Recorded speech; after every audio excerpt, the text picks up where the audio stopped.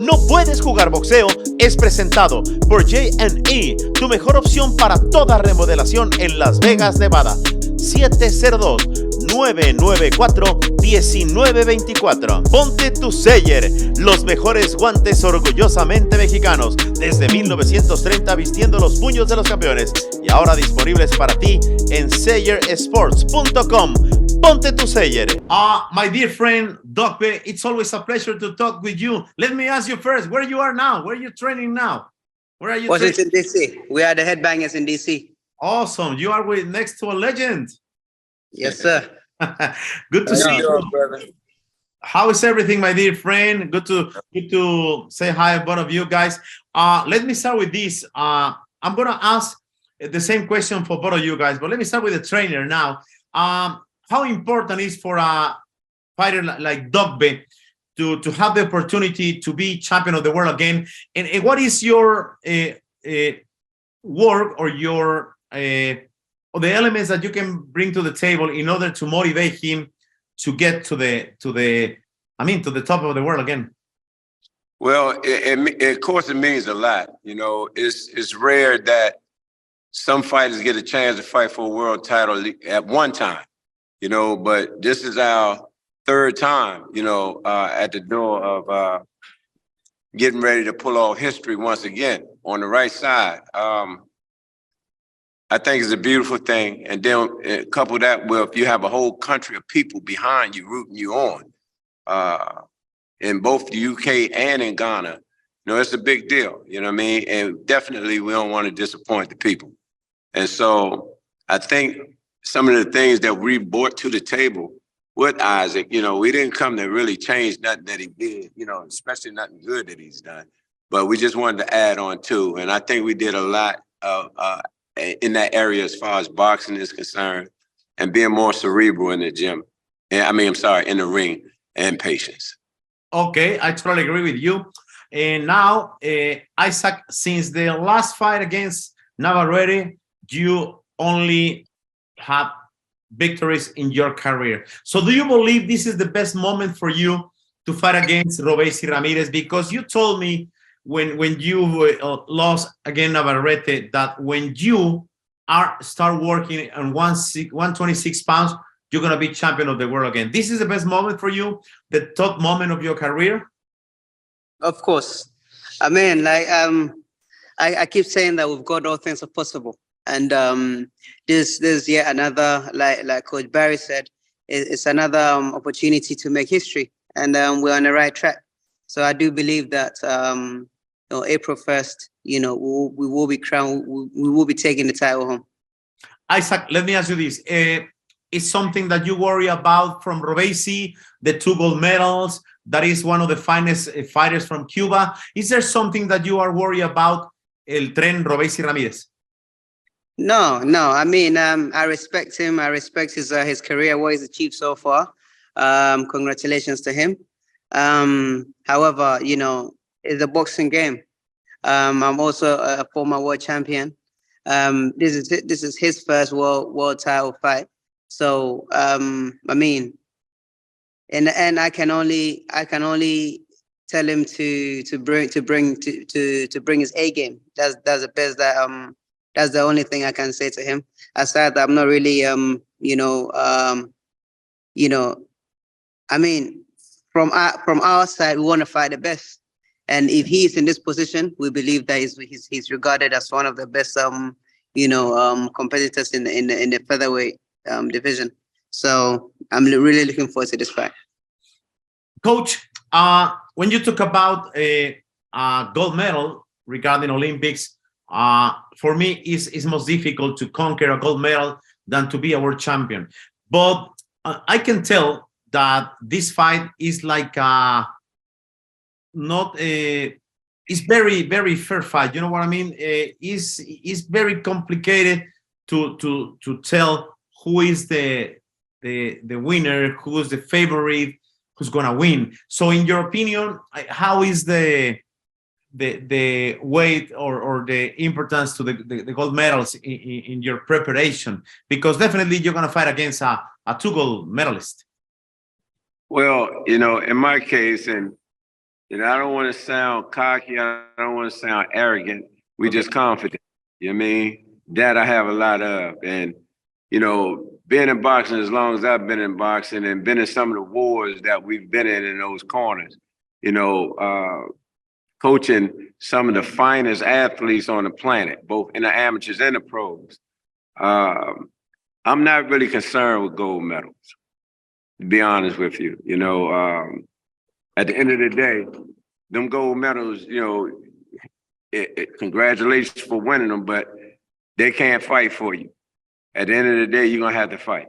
You know what I mean? And so, congratulations to him and all his accomplishments, you know, what he's done in the amateurs in the past, but now there's a whole nother level. And this is for the world title. You know, Isaac has been world champion before. He has never been world champion before. So that's a lot of pressure to deal with for a person that has never been there before. Now, on the flip side of that, flip it around, you know, because he's never been a world champion in the pros, and make him even more dangerous to me. I mean, because he wants to be world champ. So I have to respect that part. When I look at Robeisy, I don't see nothing special in one area. He does a lot of things good in a lot of areas, but I don't see him being special in one area. Barry, if I recall, you were the trainer of the year for the WBO in 2006, 2007, right? Yes, sir. So I have a good memory. You have an excellent memory. Yeah, but let me ask you this. How can you define Isaac Dogbe as a fighter and as a human being? Oh, wow. Well, as a fighter, you know, when I first saw Isaac several years ago, I saw him when he won the world title. And it was impressive because that was his first time fighting for a world title against Magdaleno.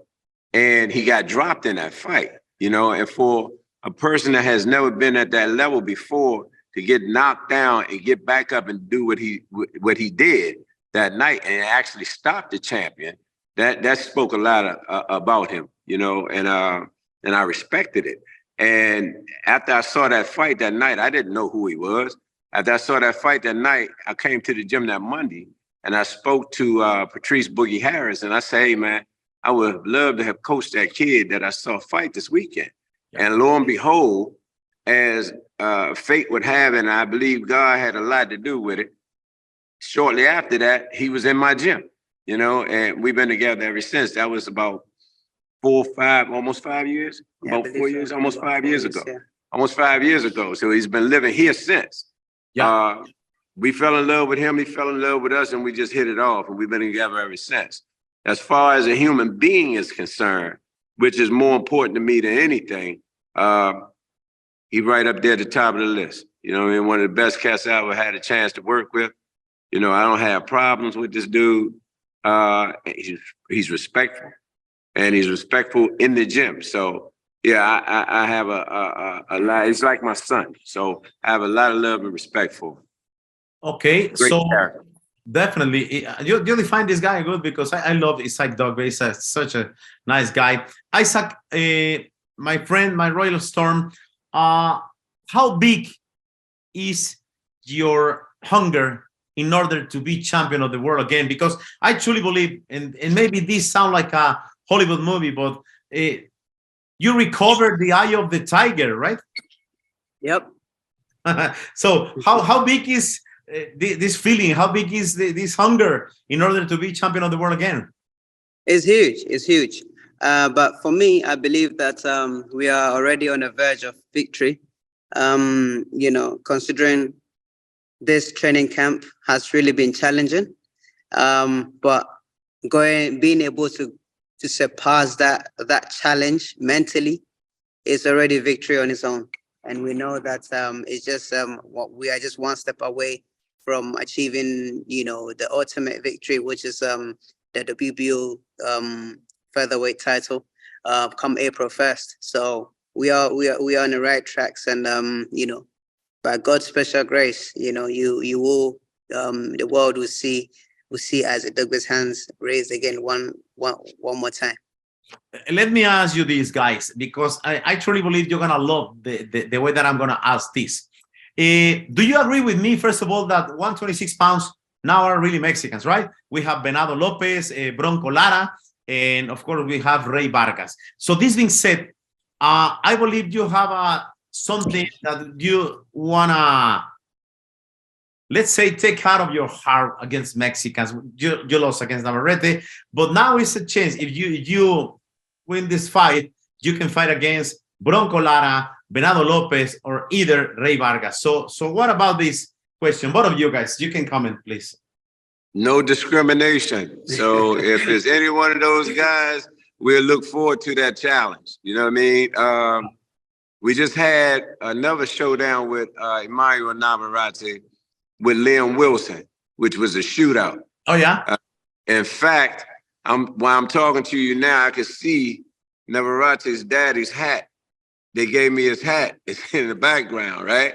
So, and I know most Mexican fighters, because I grew up watching them fight, you know, as to where we got a lot of our inside body work from years ago, you know what I mean? So what we took from them and then added on to the slickness of, you know, the African-American fighter, like Ray Leonard and some of the other ones in the past. So we pretty much created our own, you know, style of fight. So the good thing about us is, if need be, we definitely can hold our ground and stand toe-to-toe with anybody, or we can box.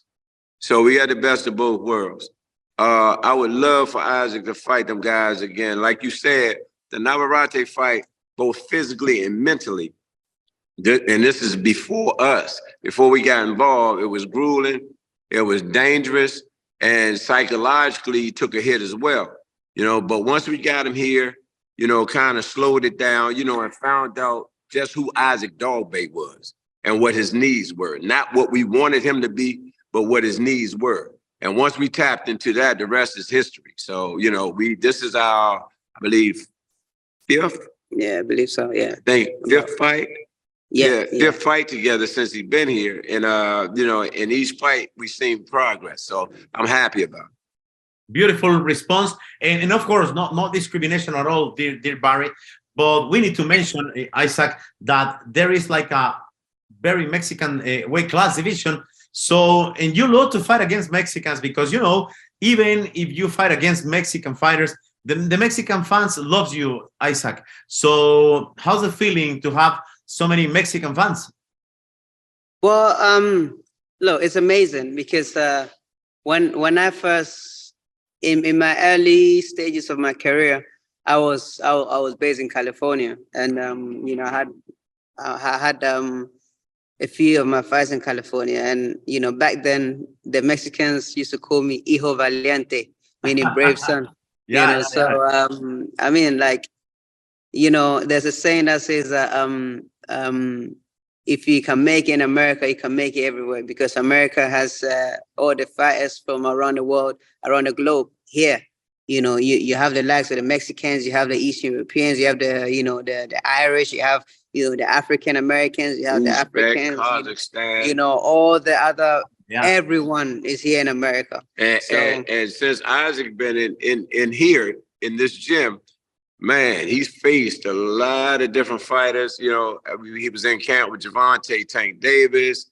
This last one was with Liam Wilson. And it's been grueling, man. So, you know, people get clipped in this gym all the time. And when he first came here, you know, maybe where he was that big dog. But when he came here, he was in the gate with a lot of dogs, and everybody biting in his gym. So you know, he had to bring his A game. That's right. Definitely. So let me ask you this, Coach. If you have this thing that you need to do a shake, let's say you need to prepare a big shake about boxing, which fighter you choose from USA and which fighter you choose from Mexico in order to have the best, you know, mix? The best mix. Well, of course, Isaac sitting right next to me, I would say Isaac Dagbay. But if we had to right now, as it stands, the top dogs, my pick would be Gervonta Tank Davis. Oh. This. And sprinkle in some Canelo Alvarez. Mhm. And one of the best finishers that we spoke about earlier in boxing right now, along with Javante, is Emmanuel Navarrete. You got to give him his credit. Oh yeah, but if we talk about this shake, like a old-fashioned shake. And I can't leave out Terrence Crawford. Oh yeah, Terence Crawford is a great fighter. If I need to make a shake, old-fashioned shake, I will put Sugar Ray Leonard and Julio Cesar Chavez. What about you? Oh yeah, I love Chavez, man. You know what I mean? A lot, especially when in the earlier days, you know, when him and Frankie Randall used to fight each other. I thought that was, you know, he was one of the best to ever do it, especially toe-to-toe. And I thought he was real smart. You know, he wasn't the fastest guy. You know, he had good power, but he knew how to break down speed, you know what I mean, with his time. And so I loved him, but I'm going to go back even further. I love people like Lupe Pintor, Little Danny Ray Lopez. You know, these Latino fighters I used to love, man, big time. Pepino Cuevas, of course, Duran, you know, Carlos Monzon. You know what I mean? Those are the guys that I, grew up watching, man. Oh, definitely. Maybe Isaac Dogbe is going to choose Azuma Nelson and Sal Sanchez, right? Yeah. Salvador Sanchez, Azuma Nelson. That was, man, come on, man. That's classic stuff, man. You know what I mean? Yeah. Classic. And then, you can't leave out Ike Quartet when you talk about Ghana. Ooh. Remember that fight against Oscar de la Hoya? It was one of the greatest fight. He was winning the fight. He abandoned his jab. He had one of the best jabs in boxing, and he had good defense.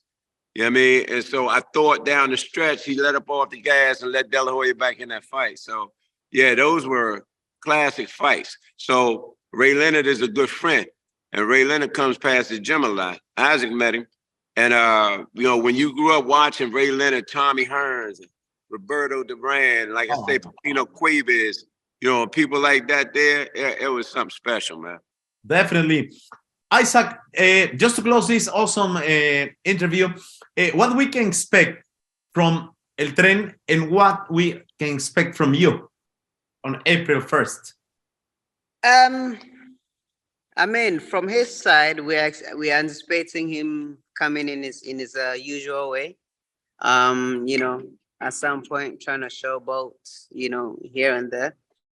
But I mean, it's just business with us. We just come in, we get in the ring, locked in, get down to business, and that's what we are coming out, because we have a mission, and the mission is to take the title home. And by God's special grace, we know that we're taking that title home. Awesome. Okay, so two more things. I love the name of your gym, Headbangers. That's awesome. Where did it come from? Years ago, I had a kid. Years ago, that he was fighting in the silver gloves, and he would always stop people. And there was a song out back then. I believe it was by either Redman or Wu-Tang, called the Headbangers. And I had a friend. After we liked the name, I had a friend that was good with leather, so he cut leather out and put it on his shoes, and it stuck. So everywhere we went, we were famous for wearing silver and purple, and the people loved that color and then the name. So it just kind of stuck, and we've had that name ever since. We own it now. Ah, nice. That's great. Well, dear Isaac, please invite to the people. They don't want to miss the fight. So the best wishes for you and Tren Ramírez, but invite the people, please. Yes. Hey, listen, this is an opportunity for us, to also give our dues to the boxing community. So wherever you are in America, just know that April 1st is going down in Tulsa, Oklahoma at the Hard Rock Tulsa Hotel and Casino. So come down there. There's a WBO title on the line. Isaac Dogbe versus the Train. Robeisy Ramírez. You don't want to miss this one. So come out. I mean, listen, it's going to be a night, you're not going to forget. Yeah, because it won't be fire. You won't hear firecrackers. You'll be hearing bombs. Bombs and train crashes. I love it. And finally, you know that I respect from the bottom of my heart the sport. Actually, God gave me this phrase in Spanish. It means you can play boxing, es no puedes jugar boxeo. So I want to ask you guys that you can talk in Spanish. So repeat after me, please. First of all, no puedes jugar, no puedes jugar boxeo. Say it, please. No puedes jugar boxeo. Barry, please. Okay, tell it to me again. No puedes jugar boxeo. Cubana boxeo. There you go. So, okay, you need to teach your coach. Come on, Isaac. Tell him how. No puedes jugar boxeo. It means you can play boxing in Spanish. Gentlemen, it's a pleasure. A long time no see you, dear Barry. I respect your career. All my respect and all my love. And well, Isaac, something to add? You want to say something before we leave? No. Okay, thank you very much. Have a wonderful day. Bye-bye. Thank you. Right. Thanks.